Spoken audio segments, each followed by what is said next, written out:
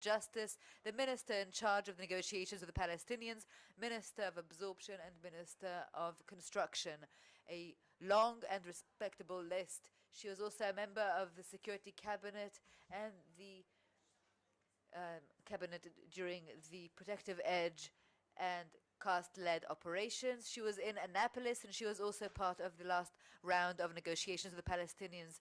During these positions, she collaborated with the moderate Arab countries in the region and has initiated decisions to anchor Israel's security interests.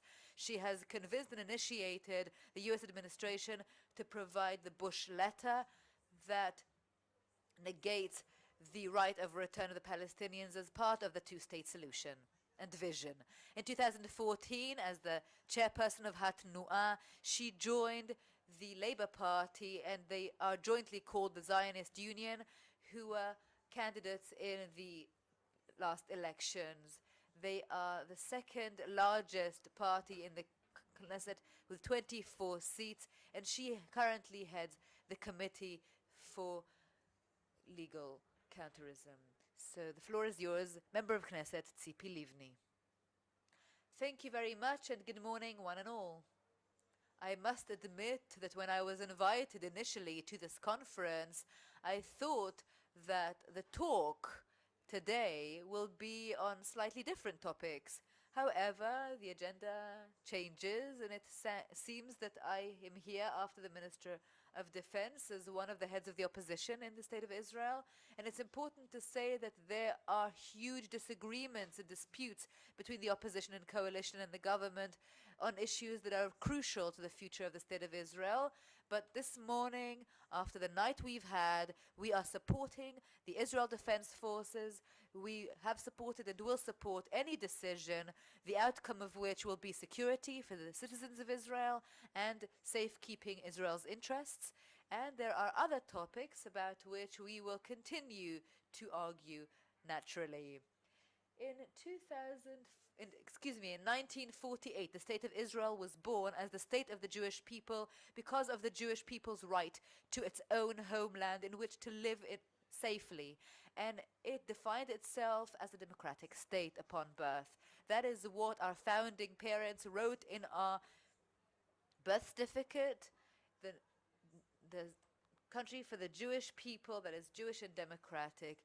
And thereupon, the new baby that was born had to immediately cope with an army that was only just coming together and fight the enemies from outside, and went out to the first battle over its existence. In 2018, our identity card, or our Declaration of Independence, now has a huge question mark over it, which we would like to turn into an exclamation mark.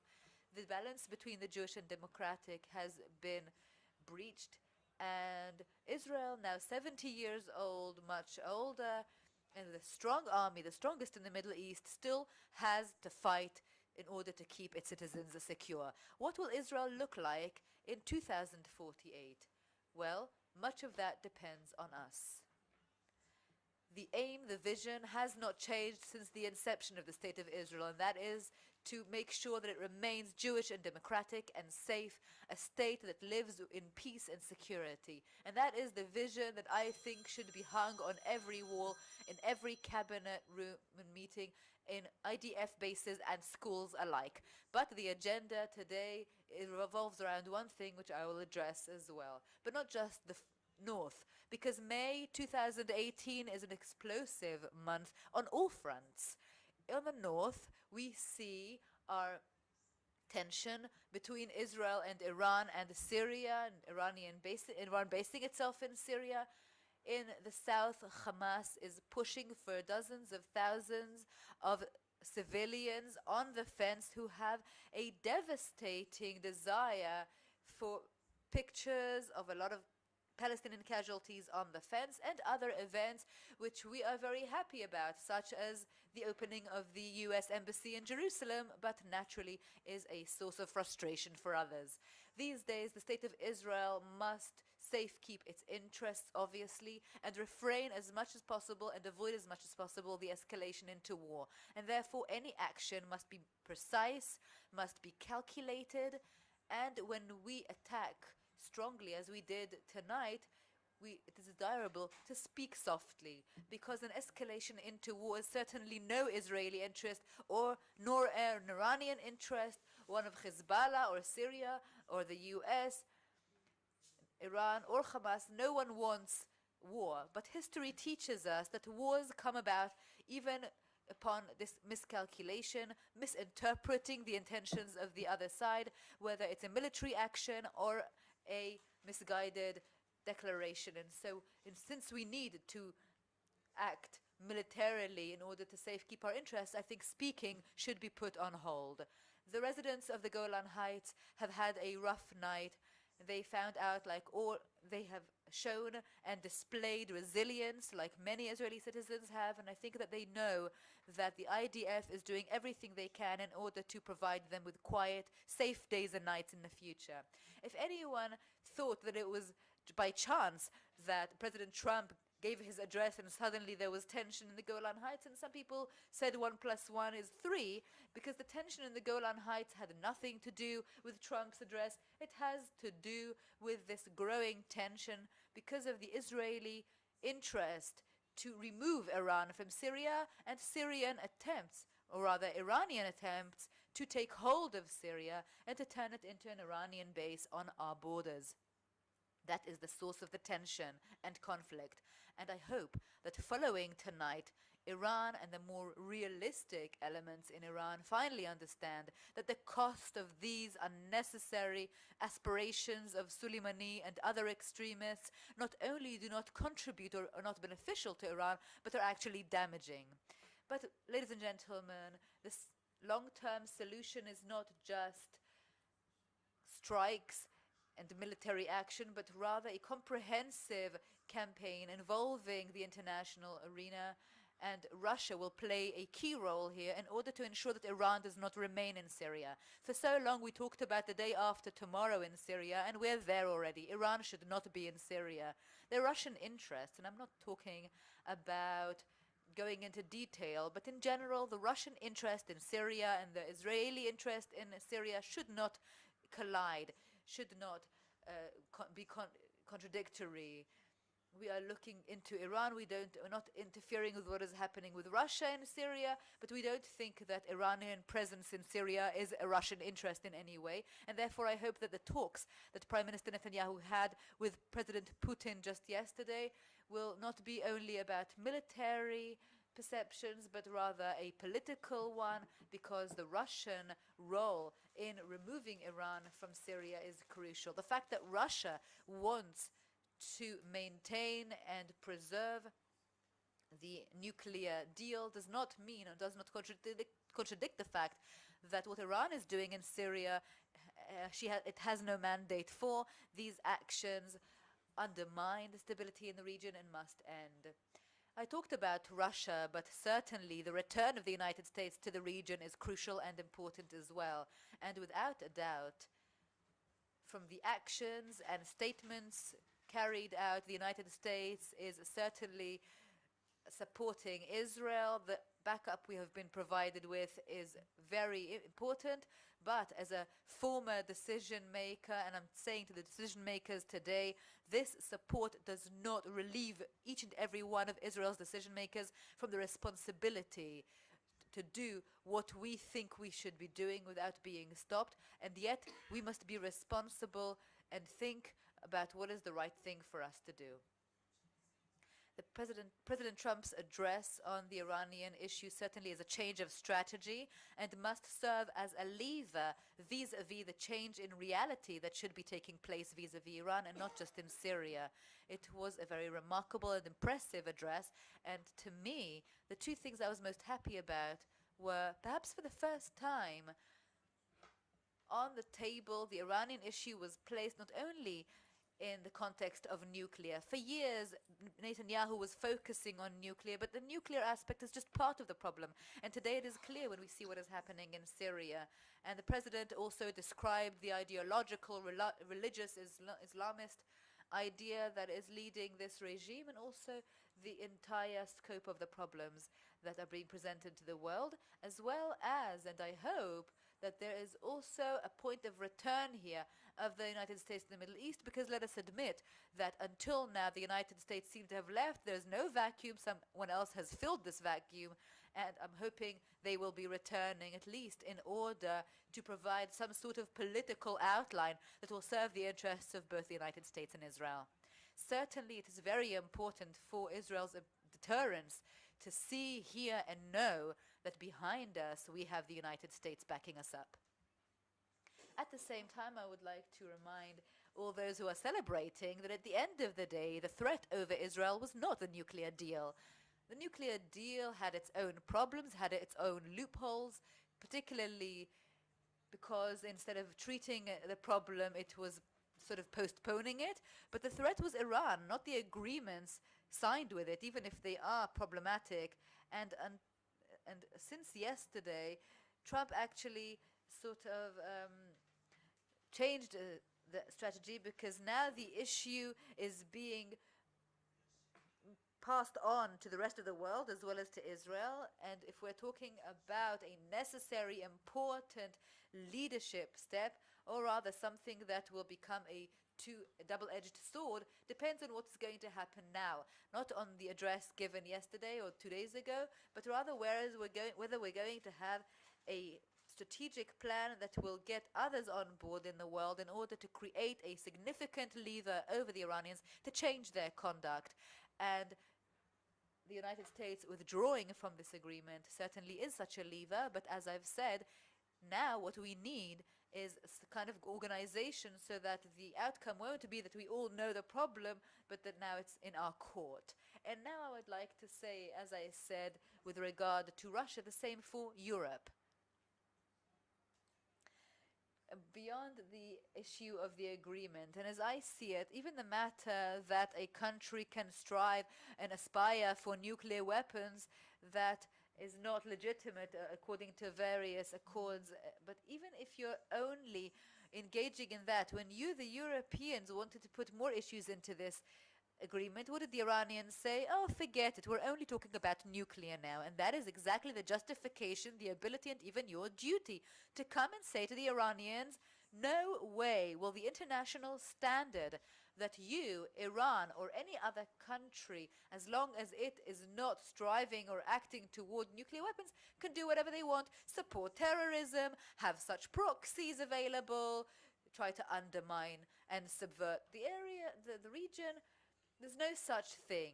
And the nuclear deal does not mean that you cannot have sanctions imposed. There is a whole series of UN resolutions, the UN Security Council resolutions, that support imposing sanctions on any country that does those things. And so it is your duty, and now we should add the American action to that perception as well, in order to create a new strategic organization.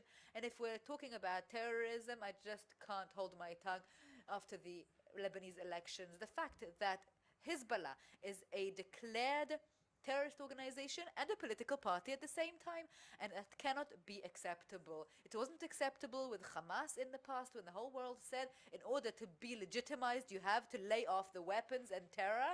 The same should be said for Hezbollah in Lebanon. Bullets or ballots? If you want to be in politics, you be in politics. If you want to be a terror organization, you have to decide, because monopoly over use of force and weapons is in the hands of government. So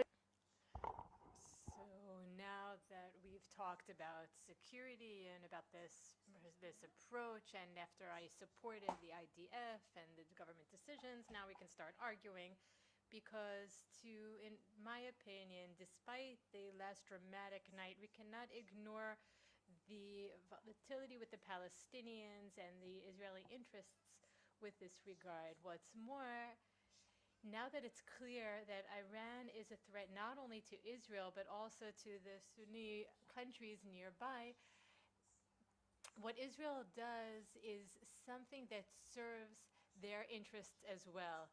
It is clear that they would want to improve their relationship with Israel, and it is clear that the security interests of Israel is to develop an entire system of support and not be an isolated country that is surrounded by enemies. And what stands in our way is the Palestinian issue.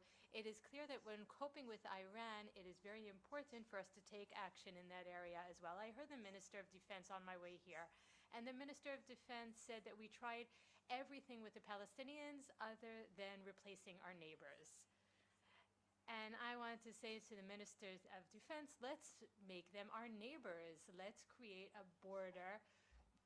Let's create a border with them. They are not our neighbors. They live amongst us. And if the government continues to act to promote its the initiatives that it's been talking about and creating a single country, then we are not neighbors. And since we can't replace them, even the Minister of Defense said that, let's cope with the challenge that we actually face.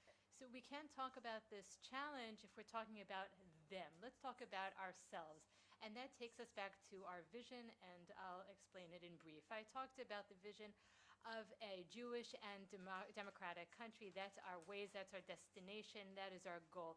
We need a Jewish majority, because otherwise there will be conflicts between our Jewish and democratic values and Israel, and we will not allow Israel to become an apartheid state. So we have to separate from the Palestinians, and I prefer to do it with an agreement. Because if there is an agreement, then the entire world will accept it, and if there's an agreement, then all of the moderate Sunni countries will normalize relations with Israel, and the border will be recognized, and it will be decentralized because that has already been arranged, and we can leave the blocks in the state of Israel, the settlement blocks, as part of the agreements. But since there is significant doubt about whether under current circumstances we can reach a full peace agreement that will end the conflict, we can't change our vision or our destination. We have to cope with this reality. And the question of whether there is a partner or not a partner, what they said today, they cursed us today, that changes the subject. It doesn't focus on what we actually want, what our desires are, what we want for ourselves, not what they want. And since I want a Jewish and democratic country, and since I want to separate from them with an agreement, and since there's a problem, I mentioned ways. It's like it's a traffic jam. So either we wait, or you find alternative routes. Waiting does not serve our interests because the situation is deteriorating.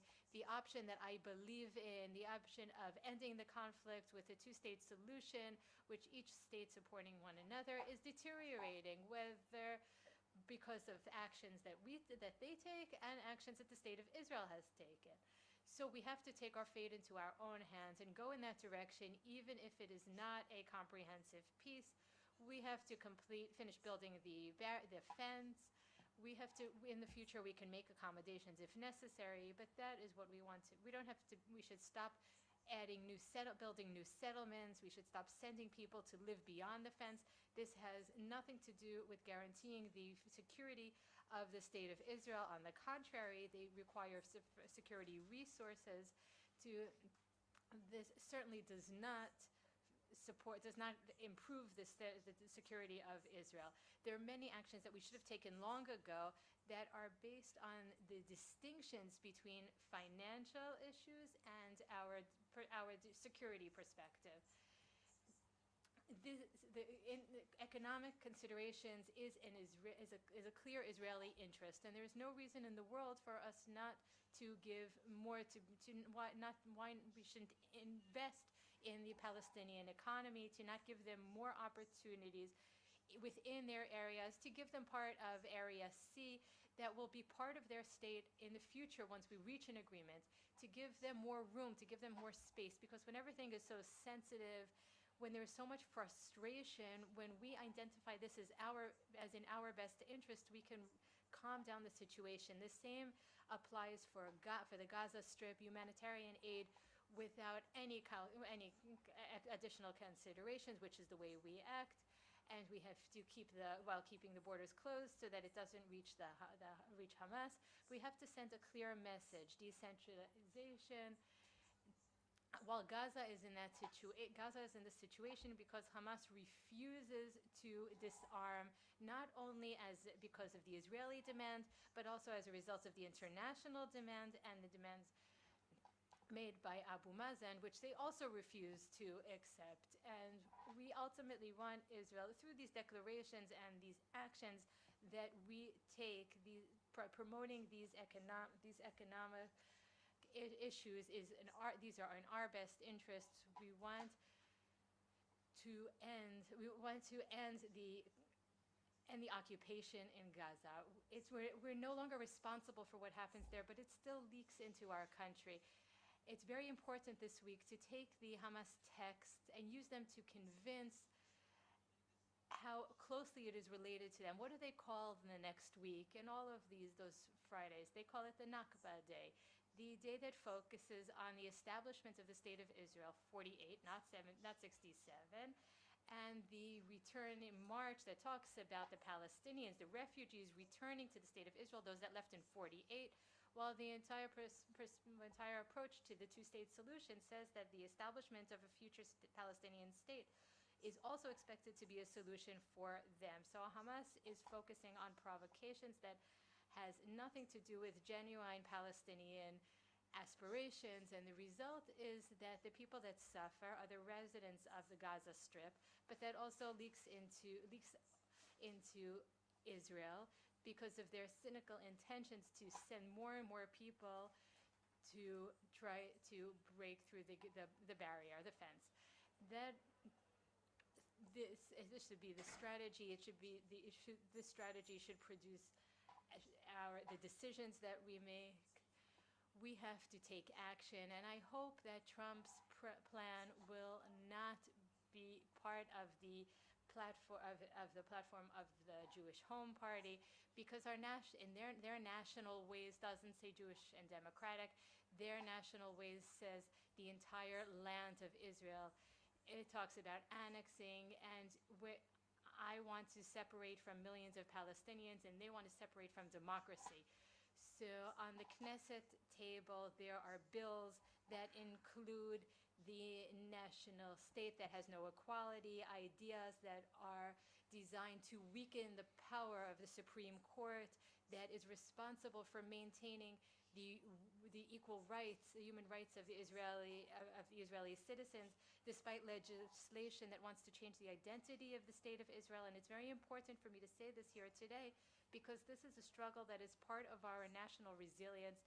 It's part of our national security, and we can not only defend our physical existence, but we also have to defend our values, which is what makes the State of Israel so incredible in my eyes. And this just focus on external enemies cannot influence and cannot cause us to abandon this battle for the values of our state, because this is part of our philosophy, part of our approach. And the story of a small country surrounded by enemies and living alone is not a vision, it's not a blessing, it's a miserable reality.